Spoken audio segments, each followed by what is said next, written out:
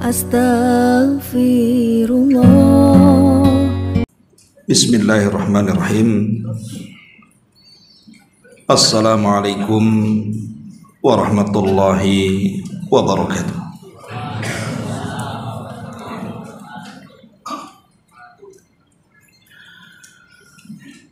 Alhamdulillah.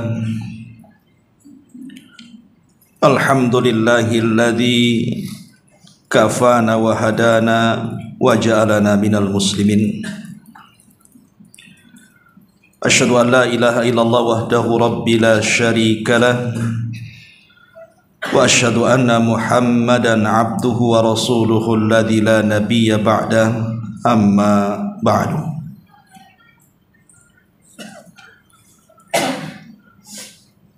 Hadirin dan hadirat yang dimuliakan Allah Subhanahu wa taala, alhamdulillah di malam hari ini kembali kita bisa duduk di Masjid Ibadur Rahman dan kita masih melanjutkan kajian kita membahas tafsir dari surah Al-Mulk, dan kita masuk pada ayat ke-26 dan seterusnya. A'udzubillahi minasyaitonir rajim. Bismillahirrahmanirrahim. Wa yaquluna mata hadzal wa'du in kuntum shadiqin. Qul innamal ilmu indallah wa innama ana nadhirum mubin.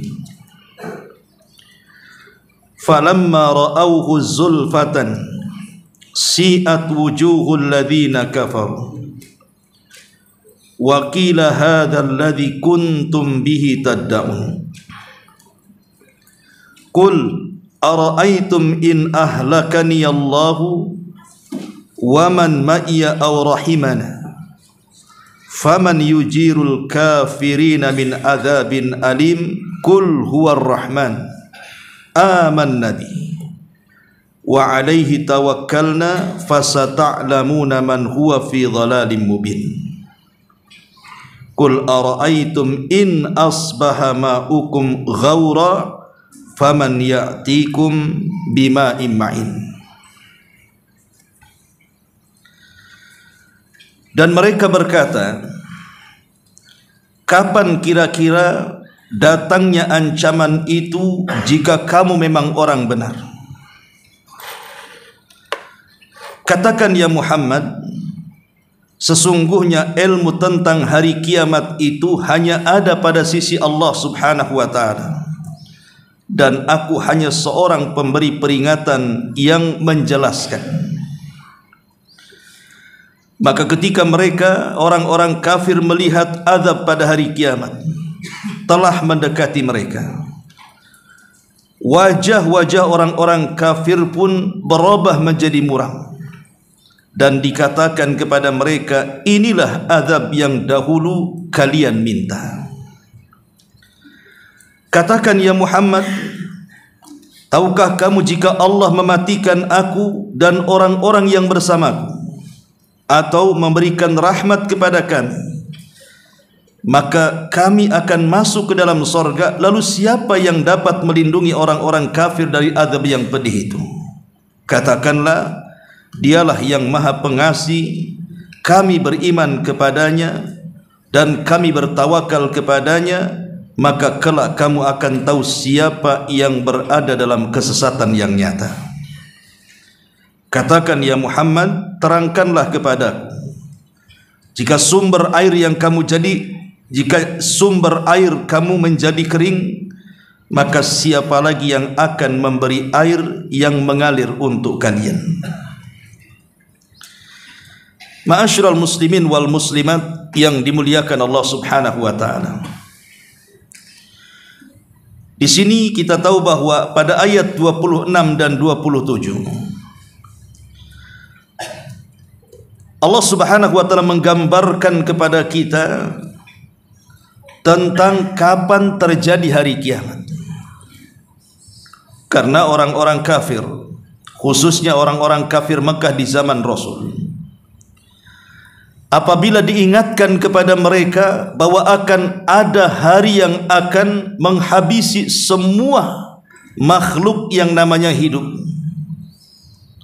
alias kiamat datang, maka mereka orang-orang kafir selalu menolak dan mereka tidak yakin bahwa akan terjadi kiamat yang dijanjikan Nabi SAW kepada mereka.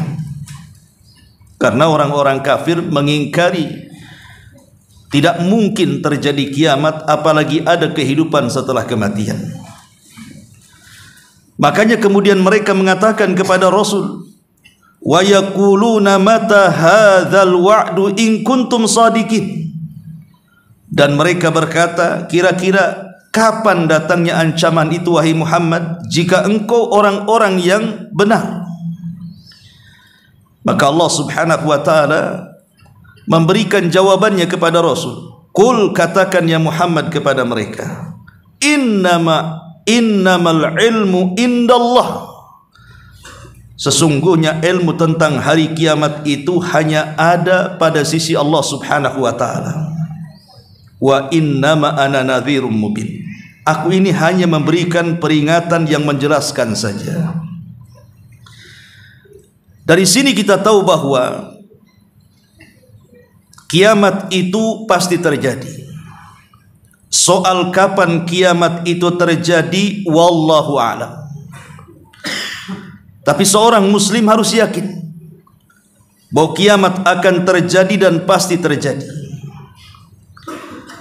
Karena pertanyaan kiamat kapan terjadi itu bukan pertanyaan yang ditanyakan dari zaman Nabi SAW saja. Dari sebelumnya juga umat-umat para nabi sudah bertanya kepada nabi mereka soal kapan kiamat. Di mana kaum Nuh datang kepada rasulnya Nuh alaihi salatu wassalam dan mengatakan, ya Nuh, kapan kiamat? Kemudian kaumnya Ibrahim, mereka datang kepada Ibrahim, ya Ibrahim, kapan kiamat? Kemudian kaumnya Syuaib datang kepada nabi mereka Syuaib dan mengatakan, ya Syuaib, kapan kira-kira kiamat? Semua para nabi ditanya soal kapan kiamat. Termasuk Nabi SAW pun disibukkan dengan pertanyaan ini. Sampai ada seorang Arab Badui datang menemui Nabi SAW. Kemudian mengatakan, ya Muhammad, mata sa'ah, wahai Muhammad, kira-kira kapan ya terjadi kiamat itu? Nabi SAW kayaknya tidak suka dengan soalan itu. Maka Rasul memalingkan wajahnya. Kemudian orang ini bertanya lagi dan mengatakan, ya Muhammad, mata sa'ah, kira-kira kapan terjadi kiamat? Rasul pun tidak suka dan memalingkan kembali wajahnya sampai 3 kali. Baru Rasul SAW merespon dan mengatakan, manis sa'il, siapa tadi yang tanya? Kemudian orang ini bangkit dan mengatakan, saya wahai Rasul. Maka Nabi SAW mengatakan, apakah anda tadi bertanya kapan kiamat? Maka orang tersebut mengatakan, betul wahai Rasul. Maka Nabi SAW membalik pertanyaannya dan mengatakan, wa ma a'dadta laha. Dari tadi kau tanya kapan kiamat, kira-kira kalau memang terjadi kiamat, apa yang kau siapkan untuk kiamat itu? Apa yang kau siapkan? Apakah bertanya soal kiamat itu untuk melihat bagaimana gunung dihancurkan, bagaimana planet ditabrak-tabrakan, bagaimana air lautan diluapkan, bagaimana bumi digempakan, bagaimana gedung-gedung dihancurkan? Apa untuk itu engkau bertanya soal kiamat, untuk melihat kehancuran alam semesta? Maka Rasul membalik pertanyaan, kalau memang engkau sudah siap dengan menghadapi hari kiamat, kira-kira apa yang kau siapkan? Maka orang ini mengatakan, la syai'a ya Rasulullah, aku tidak memiliki apapun wahai Rasul, walakinni uhibbullaha war Rasul, tapi aku sangat cinta dengan Allah dan Rasulnya. Maka Nabi SAW mengatakan, idzan anta ma'aman ahbabta, kalau begitu engkau akan bersama orang yang kau cintai. engkau akan bersama idolamu. Dari riwayat ini kita tahu bahwa kalau Nabi SAW saja tidak tahu kapan terjadinya kiamat, karena Rasul tidak pernah menjawab kapan terjadi kiamat. Bahkan dalam hadis yang panjang sekali yang dicantumkan dalam kitab Arba'in Nawawi, hadis itu dikenal dengan hadis Jibril. Ketika Jibril datang ke majlis Nabi SAW, kemudian bertanya soal Islam, Rasul jawab. Kemudian bertanya soal iman, Rasul pun menjawab. Ketika dia bertanya soal ihsan, Rasul pun menjawab. Tapi ketika dia bertanya soal kapan kiamat, Rasul tidak menjawab. Rasul justru membalikkan pengetahuannya kepada orang yang bertanya dan mengatakan mal mas'ulu anha bi'a'lama minas sa'il. Orang yang ditanya tidak lebih tahu dibandingkan orang yang bertanya.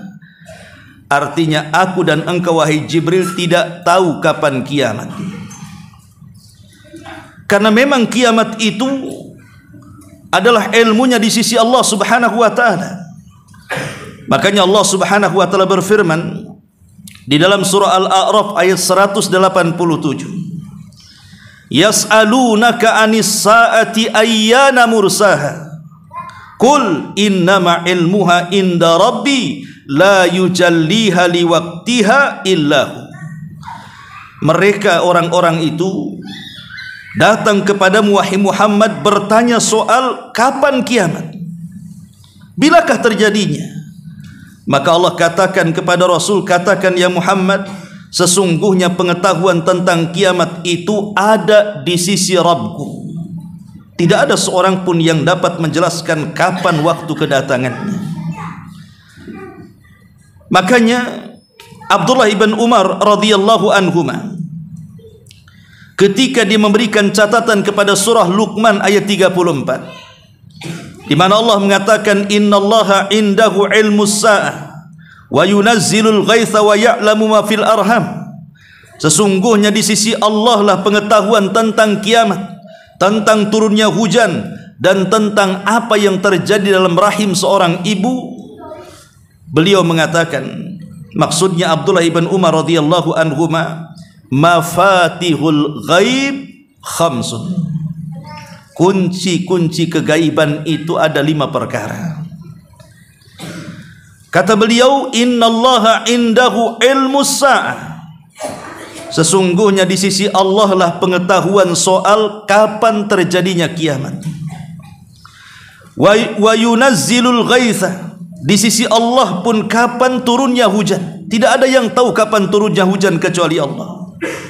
Wa ya'lamu ma fil arham. Dan tidak ada tahu peristiwa dan kejadian di rahim-rahim seorang wanita. Wa ma tadri nafsum madza taksibu ghadan. Tidak tahu seseorang kira-kira apa yang akan terjadi esok hari. Wa ma tadri nafsum bi ayyi ardin tamut. Bahkan jiwa tidak tahu di mana dia akan mati. 5 perkara ini tidak ada yang tahu kecuali Allah. Kapan kiamat, kapan turun hujan, apa yang ada dalam rahim, termasuk apa kejadian yang akan berlaku esok, termasuk di mana kita akan mati. Semua adalah rahasia Allah Subhanahu wa taala. Makanya kalau seandainya seseorang kemudian meramal tentang sebuah peristiwa besar bahwa akan terjadi kiamat, saya pastikan ramalannya meleset 100%, bahkan 1000%. Kan sudah banyak orang-orang yang meramal kapan kiamat. Dari para dukun paranormal yang dulu mereka mengatakan bahwa akan terjadi kiamat tanggal sekian, hari sekian, bulan sekian, tahun sekian. Sudah lewat pun hari, bulan, dan tahun itu pun tak ada kiamat-kiamat. Karena memang pengetahuannya bukan di sisi mereka, tapi di sisi Allah Subhanahu wa ta'ala. Bahkan pernah heboh juga di negeri kita. Ingat ketika Ramadan tahun kemarin-kemarin, bahwa akan terjadi dukhan, asap tebal yang merupakan tanda dari tanda-tanda kiamat besar. Katanya langit akan gelap, kemudian duhon asap akan menyebar di mana-mana, rupanya sudah lewat tanggal 15 Ramadan, dukhan itu pula tak ada. Sampai ada orang awam datang kepada saya, semalam tanggal 15 Ramadan Ustaz, istri saya melarang saya tidur katanya.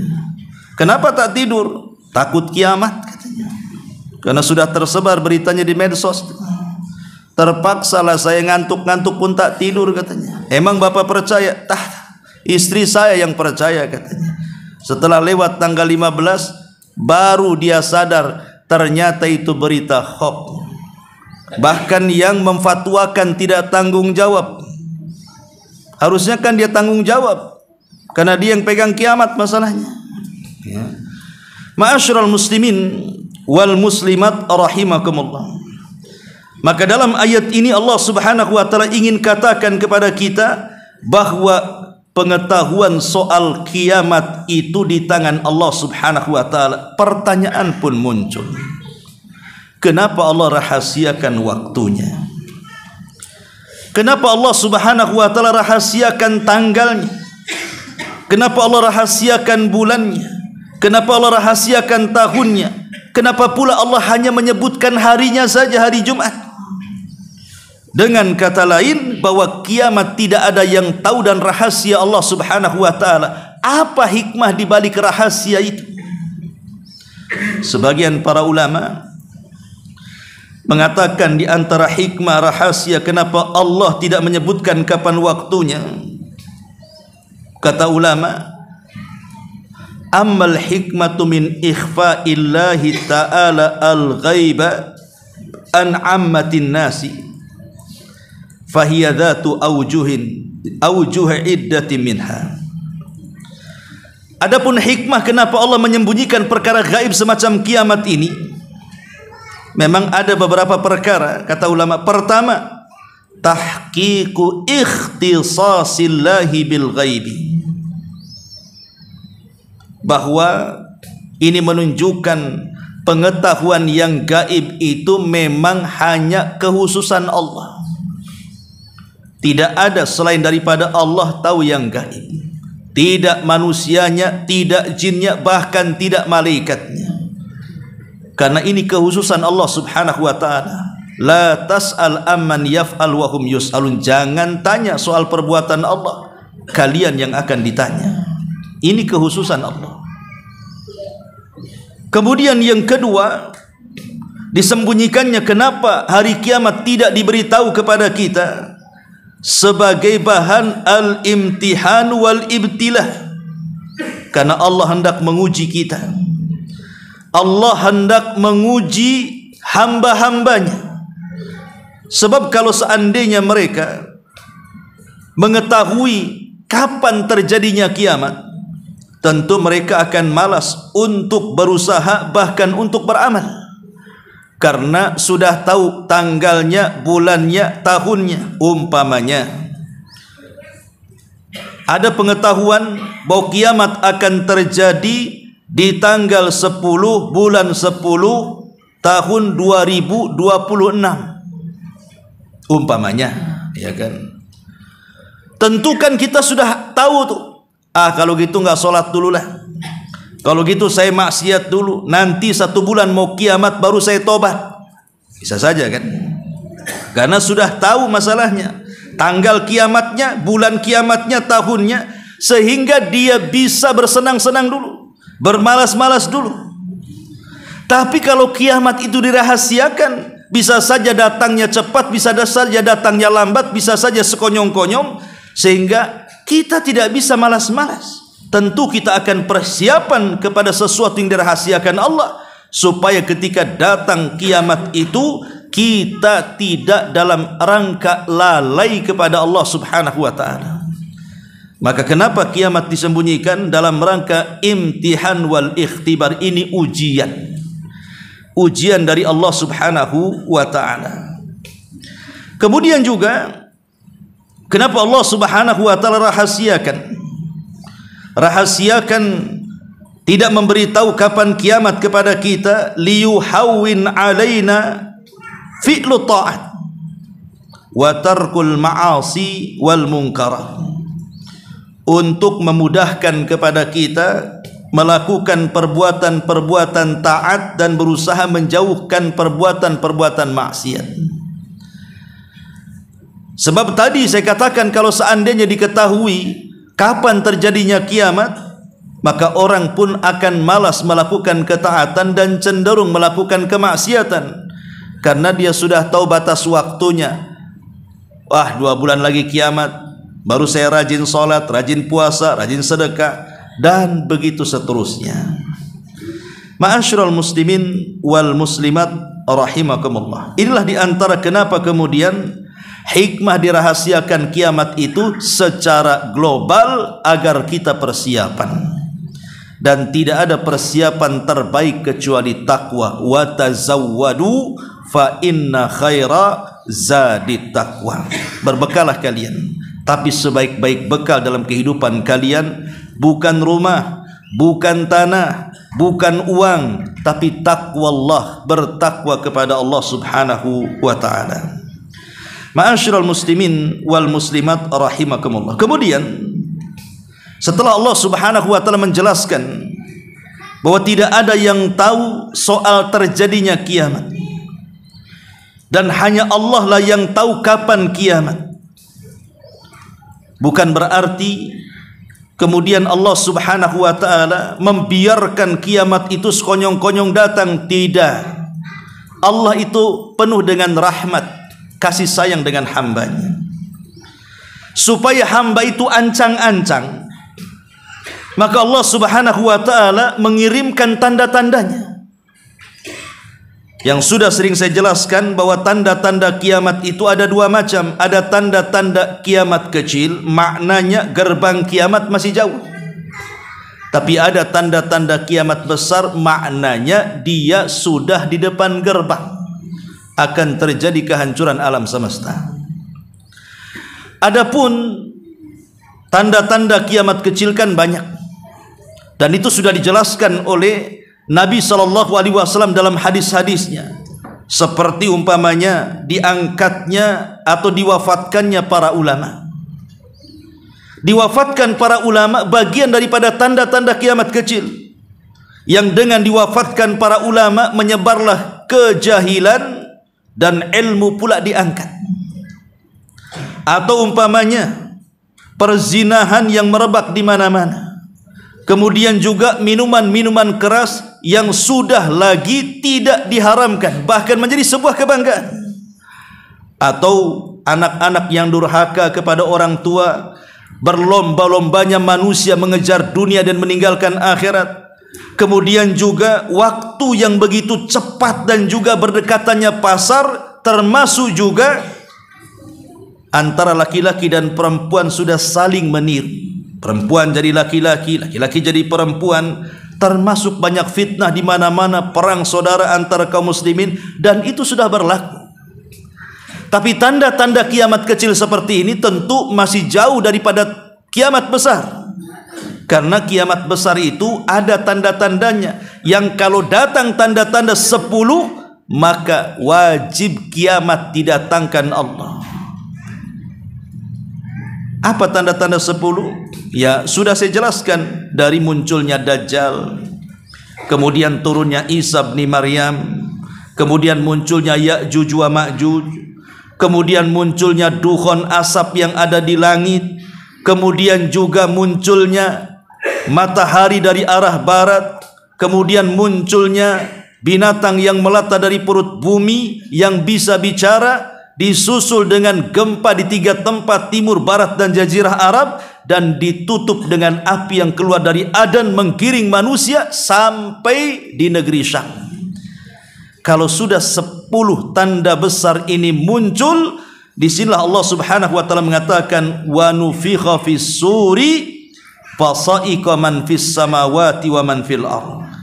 Dan sangkakala pun ditiup, maka matilah semua makhluk yang ada di langit dan semua makhluk yang ada di bumi, illa man sya Allah, kecuali makhluk yang dikecualikan Allah Subhanahu wa taala. Ma'asyiral muslimin wal muslimat rahimakumullah. Kemudian ayat berikutnya Allah Subhanahu wa taala berfirman, "Falamma ra'awhu zulfatan si'at wujuhul ladzina kafaru wa qila hadzal ladzi kuntum bihi tad'un." Maka ketika mereka melihat azab, maksudnya orang-orang kafir, kapan itu? Tentu pada hari kiamat. Dan itu sudah mendekati kepada mereka. Tiba-tiba si'at wujuhul ladzina kafaru, wajah orang-orang kafir itu menjadi muram. Wa qila, dan dikatakan, hadzal ladzi kuntum bihi tad'un, dan dikatakan kepada mereka, inilah azab yang dahulu engkau minta. Karena begini ikhwatu fiddin yang dimuliakan Allah Subhanahu wa taala, orang-orang kafir di zaman Nabi sallallahu alaihi wasallam, tadi saya sudah katakan mereka tidak yakin akan adanya kiamat, apalagi yakin akan adanya hari kebangkitan, sehingga mereka selalu mengejek Nabi sallallahu alaihi wasallam bahwa itu tidak mungkin terjadi, mustahil dan lain sebagainya. Tetapi mereka tidak sadar bahwa hari itu pasti terjadi. Dan Allah gambarkan bagaimana wajah-wajah mereka ketika dia dihadapkan dengan azab Allah kelak pada hari kiamat. Baru mereka mengalami penyesalan. Karena begini ikhwan, kalau kita ini di dunia kemudian yakin bahwa akan terjadi hari kiamat, kalaupun kita tidak mungkin merasakan kiamat, tapi kita akan yakin bahwa kiamat itu datang. Dan setelah terjadi kiamat, kita akan dibangkitkan dan akan dipertanggungjawabkan semua perbuatan yang kita lakukan di dunia. Kalau kita meyakini dua perkara ini, kiamat akan datang dan setelah kematian ada pertanggungjawaban, sebenarnya kita tidak rugi kalaupun itu tidak terjadi. Umpamanya, ya, saya yakin kiamat itu ada. Saya yakin bahwa setelah kematian ada kehidupan. Akhirnya saya pun sholat, saya pun puasa, saya pun zakat, saya pun sedekah, saya pun silaturahim, saya pun baca Quran, saya pun silaturahim, dan begitu seterusnya. Banyak mengamalkan amalan-amalan untuk akhirat. Kemudian Allah cabut nyawa kita. Tiba-tiba setelah dicabut, tak ada pun yang dikatakan bahwa ada kehidupan setelah kematian itu. Kira-kira nih, rugi enggak kita ini beriman kepada kehidupan setelah kematian, padahal setelah mati rupanya tidak ada itu semuanya? Kan tidak rugi. Di lain waktu ada orang yang kemudian tidak yakin, tidak ada tuh kiamat, tidak ada kehidupan setelah kematian, tidak ada kebangkitan itu. Akhirnya dia mabuk, akhirnya dia zina, akhirnya dia maksiat, akhirnya dia melakukan kemungkaran. Kemudian dia mati, rupanya ada rupanya kehidupan setelah kematian. Kira-kira dia di hadapan Allah mau ngapain dia? Kan rugi jadinya. Yang dia ingkari selama ini rupanya ada. Baru dia kapok, baru dia menyesal, baru dia ingin kembali ke dunia dan mengatakan, Rabbirji'uni, ya Allah kembalikan aku ke dunia. Ya wis kasep itu. Sudah nggak mungkin lagi dia kembali ke dunia kan. Itu masalahnya. Kan gak ada ruginya kita ini kemudian yakin bahwa akan terjadi hari kiamat, akan terjadi hari setelah kematian, kehidupan setelah kematian, adanya kebangkitan. Kalaupun tidak terjadi, maka kita tidak ada ruginya. Apalagi kalau terjadi, maka kita akan untung dengan ibadah kita. Tapi orang-orang yang mengingkari ini, akhirnya mereka tenggelam dengan kemaksiatan kepada Allah Azza wa Jal. Tahu-tahu ada kehidupan setelah kematian, baru dia kapok. Disinilah orang-orang kafir digambarkan dalam Al-Quran, wasi'at wujuhul ladzina kafaru. Maka orang-orang kafir pun mereka merasa muram saat wajah mereka melihat azab ada di hadapannya. Ma'asyiral muslimin wal muslimat rahimani wa rahimakumullah. Allah Subhanahu wa taala menggambarkan tentang gambaran-gambaran wajah orang-orang kafir pada hari kiamat. Pertama Allah sebutkan dalam surah Az-Zumar ayat 59. Allah Subhanahu wa taala mengatakan wa yaumal qiyamati taral ladzina kadzdzabu 'ala Allah wujuhuhum muswaddan alaysa fi jahannam mathwan lil mutakabbirin. Pada hari kiamat kamu akan melihat orang-orang yang berbuat dusta terhadap Allah, maksudnya orang kafir. Muka-muka mereka menjadi hitam. Muka-muka mereka menjadi hitam. Bukankah dalam neraka Jahannam ada tempat bagi orang-orang yang menyombongkan dirinya?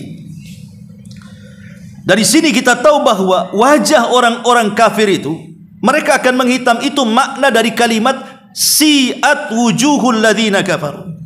Si'at wujuhul ladzina kafaru maknanya orang-orang kafir itu akan menghitam wajah mereka. Dan itu banyak digambarkan dalam Al-Quran. Seperti Allah mengatakan yauma tabyaddu wujuh wa taswaddu wujuh. Pada hari itu ada wajah-wajah yang terang berseri-seri, ada juga wajah yang menghitam dan menggelap. Itulah wajah orang-orang kafir. Bahkan wajah mereka dipenuhi dengan kegelapan, penuh dengan debu karena penyesalan. Allah katakan wujuhu yawma idzin 'alaiha ghabarah tarhaquha qatarah ulaika humul kafaratul fajarah. Kata Allah Subhanahu wa taala, dan banyak pula muka-muka orang-orang kafir pada hari kiamat itu tertutup debu sehingga gelap. Dan ditutup lagi penuh dengan kegelapan. Mereka itulah orang-orang kafir lagi mendustakan Allah Subhanahu wa taala. Dan Allah mengatakan wujuhu yawma idzin khashi'ah 'amilatun nasibah tasla naran hamiyah. Banyak muka pada hari itu tunduk terhina, bekerja keras di dunia, bahkan kepayahan, ujung-ujungnya Allah masukkan ke neraka yang panas, na'udzubillah. Ma'asyiral muslimin wal muslimat rahimakumullah. Itulah gambaran wajah-wajah orang kafir, penuh dengan kegelapan, penuh dengan penyesalan. Bagaimana tidak menyesal, ikhwan? Pertama, mereka akan digiring dengan cara yang kasar. Allah katakan dalam surah At-Tur 13-14, yauma yud'auna atau yauma yud'auna ila nari jahannam da'a hadhihi nar allati kuntum biha tukadzibun. Pada hari mereka akan didorong ke neraka Jahannam dengan sangat keras dan kasar. Kemudian dikatakan kepada mereka, inilah neraka yang dahulu kalian dustakan. Ini nerakanya sudah ada. Jadi mereka akan mengalami penyesalan yang luar biasa. Dan mereka berwajah muram karena tahu apa yang akan mereka dapati ketika Allah Subhanahu wa taala mengadili mereka. Mereka akan digiring dengan kasar. Yang kedua, mereka akan digiring secara berkelompok. Wasiqal ladzina kafaru ila jahannam zumara. Dan orang-orang kafir akan digiring ke neraka Jahannam secara berkelompok-kelompok. Hatta idza ja'uha futihat abwabuha. Sehingga apabila mereka telah sampai di ambang neraka, dibukalah pintu-pintunya. Kemudian apa yang terjadi? Wa qala lahum khazanatuha alam ya'tikum rusulun minkum yatsluna 'alaikum ayati rabbikum wa yunzirunakum liqa'a yaumikum hadza qalu bala walakin haqqat kalimatul azab 'alal kafirin. Dan berkatalah para penjaga neraka kepada mereka. Ini orang-orang kafir sudah berada di gerbang-gerbang neraka, tinggal dicemplungkan saja ke neraka. Maka para penjaga itu akan berkata kepada mereka, bukankah dulu di dunia telah datang kepada kalian rasul-rasul yang berasal dari diri kalian, membacakan kepada kalian ayat-ayat Rabb kalian dan mengingatkan kalian pertemuan akan hari ini, maksudnya hari kiamat?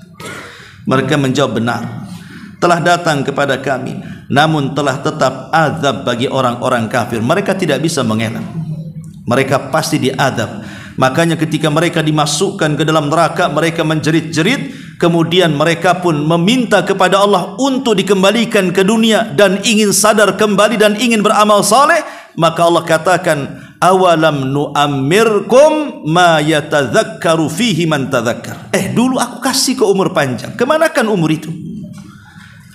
Sehingga yang terjadi hanya tinggal penyesalan demi penyesalan. Ma'asyiral muslimin yang dimuliakan Allah Azza. Kemudian Allah Subhanahu wa taala berfirman lagi setelah menjelaskan keadaan orang-orang kafir. Allah katakan, qul ara'aitum in ahlakani Allahu wa man ma'iya aw rahimana faman yujirul kafirina min adzabin alim. Qul huwar rahman amanna bi wa alaihi tawakkalna fasata'lamuna man huwa fi dhalalim mubin. Katakan ya Muhammad, tahukah kamu jika Allah mematikan aku dan orang-orang yang bersamaku, atau memberi rahmat kepadaku untuk masuk ke dalam sorga, lalu siapa yang dapat melindungi orang-orang kafir dan dari azab yang pedih ini? Asbab nuzul ayat ini. Jadi orang-orang kafir itu kan mereka sangat bermusuhan dengan Nabi. Mereka benci mati kepada Rasul dan para sahabat, sehingga mereka selalu berdoa kehancuran. Semoga si Muhammad itu mati, semoga para pengikutnya mati. Selalu orang-orang kafir Quraisy itu mendoakan seperti itu. Pokoknya mereka selalu mendoakan kehancuran. Makanya ketika mereka selalu mendoakan kematian dan kehancuran, Allah katakan kepada Rasul kita, katakan ya Muhammad kepada mereka, ara'aitum, tahukah kamu, bagaimana pendapat kalian, in ahlakani Allah wa man ma'iya, jika Allah Subhanahu wa taala mewafatkan aku dan mewafatkan orang-orang yang bersamaku, maksudnya para sahabat, ya. Au rahimana, atau boleh jadi Allah memberikan rahmat kepada kami, memanjangkan umur, kalian tidak bisa menyentuh kami. Anggaplah, bolehlah kalian mendoakan kehancuran, kalian mendoakan kematian, akhirnya Allah wafatkan kami dan orang-orang yang bersama kami.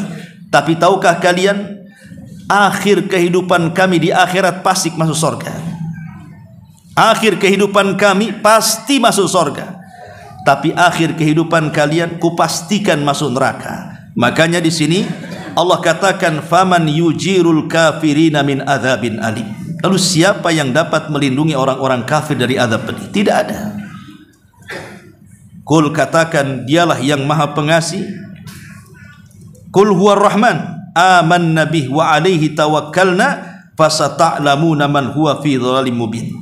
Dialah yang maha pengasih, kami beriman kepadanya dan kepadanya kami bertawakal, maka kelak kamu akan tahu siapa yang berada dalam kesesatan yang nyata.